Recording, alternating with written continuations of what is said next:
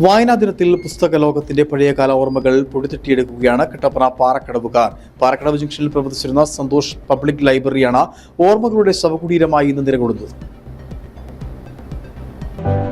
1970കളിലാണ് Kattappana പാറക്കടവിൽ Santhosh public library പ്രവർത്തനം ആരംഭിക്കുന്നത്. കട്ടപ്പനയെന്ന് കൊച്ചി വ്യാപാര നഗരം ചുവടുവച്ച് വരുന്ന ആ നാളുകളിൽ പാറക്കടവിലെ യുവജനങ്ങൾക്ക് ജീവിത രീതികളിൽ പുതിയ അധ്യായത്തിനാണ് ലൈബ്രറി തുടക്കമിട്ടത്. പുസ്തകങ്ങളുടെ വലിയ ശേഖരവും അന്നത്തെ ബ്ലാക്ക് ആൻഡ് വൈറ്റ് ടിവിയിലുള്ള പരിപാടികളിൽ യുവജനങ്ങളിലേക്ക് എത്തിയത് ഈ ലൈബ്രറിയിലൂടെയാണ്. ഒരുപറ്റ യുവജനങ്ങളുടെ അറിവിനെയും സർഗാത്മക ശേഷിയെയും വർദ്ധിപ്പിക്കാൻ ലൈബ്രറി മുഖ്യമായ പങ്കുവഹിച്ചു. അതോടൊപ്പം പാറക്കടവ് എന്ന ചെറിയ ഗ്രാമപ്രദേശ മുഖമുദ്രയായും സന്തോഷ് പബ്ലിക് ലൈബ്രറി മാറി. എന്നാൽ ഇന്ന് ഓർമ്മകളുടെ ശവകുടീരമായി നിലകൊള്ളുകയാണ് ഈ ലൈബ്രറി.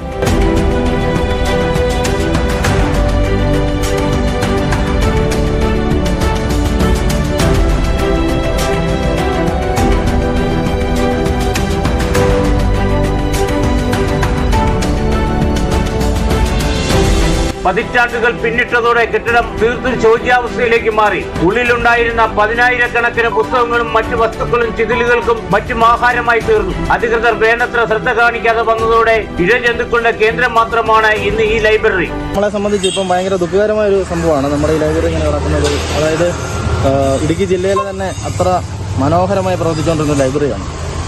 ഇന്ന് വായനാ ദിനത്തോടനുബന്ധിച്ചാണെങ്കിലും ഈ ലൈബ്രറിയിൽ പണ്ട് 10,000-കണക്കിന് ബുക്കുകളുണ്ടായിരുന്നു. ഇതിനകത്ത് പൈസ കൊടുത്ത് സ്റ്റാഫിനെ നിർത്തിയ ഒരു സംവിധാനമായിരുന്നു.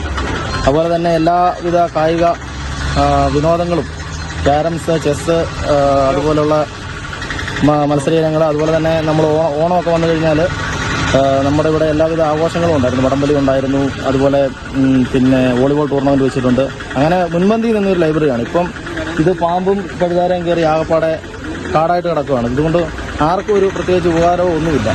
പുസ്തകങ്ങൾ നൽകിയിരുന്ന അറിവും ശീലങ്ങളും മാത്രമല്ല, ഒരു ജനതയെ ഒന്നിച്ചു നിർത്തുന്നതിലും യുവജനങ്ങളുടെ ഒരു കൂട്ടായ്മ ഉണ്ടാക്കുന്നതിനും നാടിന്റെ വികസനത്തിനും ലൈബ്രറി വലിയ പങ്കായിരുന്നു വഹിച്ചിരുന്നത്. കാലഘട്ടങ്ങളും ശീലങ്ങളും മാറിയതോടെ ഇന്നാർക്കും വേണ്ടാത്ത ഒരു കെട്ടിടമായി പാറക്കടവിൽ നിലകൊള്ളുകയാണ് സന്തോഷ് പബ്ലിക് ലൈബ്രറി. മൊബൈൽ ഫോണിൽ തുടങ്ങി AI സാങ്കേതിക വിദ്യയുടെ മികവിൽ വരെ എത്തി നിൽക്കുന്ന ഈ ആധുനിക ലോകത്തിൽ ഒരു നാടിന്റെ തന്നെ മുഖച്ഛായിയായിരുന്ന ലൈബ്രറി പൊടി തട്ടിയെടുത്ത് ലഹരിയുടെ പാതയിലേക്ക് നീങ്ങുന്ന യുവതലമുറകളെ അക്ഷരങ്ങളുടെ ലോകത്തേക്ക് നയിക്കാൻ ബന്ധപ്പെട്ട അധികൃതർ സന്നദ്ധരാവണമെന്നാണ് നാട്ടുകാരുടെ ആവശ്യം. KK Jayakumar, Idukki vision news, Kattappana.